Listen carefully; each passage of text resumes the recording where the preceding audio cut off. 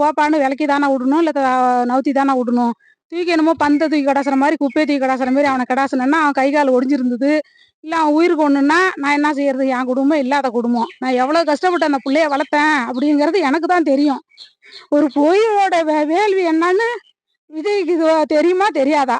இப்ப வீழ்ந்தான்ல, நீ அவன புடிச்சிருக்கியா? நீ பாட்டுக்கு நீ வந்துகிட்டு தான் இருக்க, போய்கிட்டு தான் இருக்க. எதுக்கு நீ போற? அவன புடிக்க வேண்டியதானே? இல்ல புடிக்க சொல்ல வேண்டியதானே மத்தவங்கள? தொங்கலாடிட்டு இருக்கான். கம்பிய பிடிச்சு தொங்கலன்னு வச்சுக்கோ, அன்னைக்கு செத்துருப்பான். நாங்க தான் புள்ளைய ஏந்து போயிருக்கணும். நீ இப்பயே உன்னுடைய ரசிகருக்கு உனக்கு பாதுகாப்பு நீங்க குடுக்கலனாக்கா, நீ எப்படி நீ என்ன மக்கள நீ என்ன பாதுகாப்பு பண்ண போற? செய்யறேன்னு சொல்லக்கூடாது. ஆட்சிக்கு வரங்காட்டியும் ஒருத்தன் செய்யணும் மக்களுக்கு. சும்மா நான் அவன் சொத்தா இவன் சொத்தனா அடுத்தவங்கள நம்ம குத்தம் சொல்லிட்டு இருக்க கூடாது. நம்ம செய்யணும். நம்ம கரெக்டா மக்களை பாதுகாப்பு. உனக்காக வந்தப்ப 2 பசங்க செத்துருக்கானுவோ. ஒருத்தன் மூச்சு திணறல் ஏற்பட்டு ஒருத்தன் செத்துருக்கான். ஒருத்தன் இது என்ன கரண்ட் கம்பி ஏதாவது மோதி அது அதால செத்துருக்கான். 2 பையனும் வாலிபத்து பையன், வாழ்ற பையன். அவனோட உயிர் என்ன ஆகுது? நீ என்ன பண்ணாலும் சரி, என்ன நீ பணம் கொடுத்தாலும், என்ன ஈடு கட்டினாலும் அவன் உயிரை நீ கொடுக்க முடியுமா? அவன் அப்பா அம்மாவுக்கு அவன் இருக்கிற பாசம் நீ கொடுக்க முடியுமா?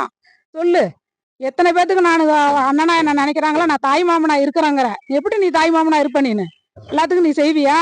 உன்னை பார்க்க மாநாட்டுக்கு வந்தவனுக்கு நீ என்ன நீங்க மரியாதை கொடுத்துருக்கீங்க? தூக்கி எதுக்கு வீசுறான்? உனக்கு தான் அவன் பாடி காட்டுனாக்க, அப்ப இருக்கிறான் உயிர் போட்டுன்னு தூக்கி கடை சொன்னாலும்